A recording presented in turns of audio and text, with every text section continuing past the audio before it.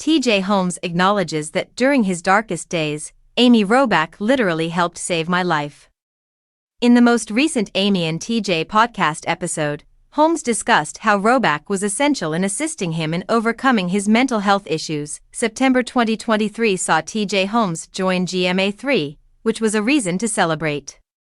But one of the lowest points of his life cast a shadow over the professional milestone. In the latest episode of their podcast Amy and TJ, recorded live in New York City on June 10, the 46-year-old former GMA3 host talked about her struggles with alcohol, depression, and suicide thoughts during that trying period.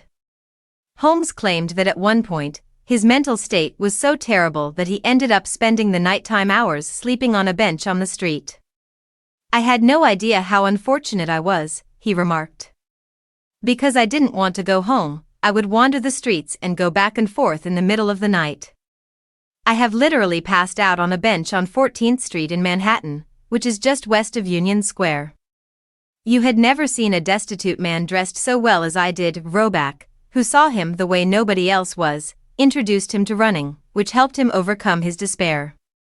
He claims, "She wouldn't let me slide on anything. I genuinely believe she helped save my life." In response, 51-year-old Robach expressed humility for her part in Holmes' darkest days. "You prevented your own death. You did, and we hit it off like the best of friends," she told Holmes.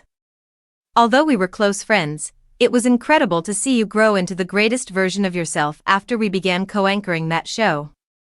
I was aware of your heart, your brilliant mind, and the fact that you were having difficulties. You just need a friend sometimes. Sometimes all you need is one person to have faith in you." On GMA3, the two worked long hours. They arrived at the office at 5 a.m. and remained side by side until 11 p.m.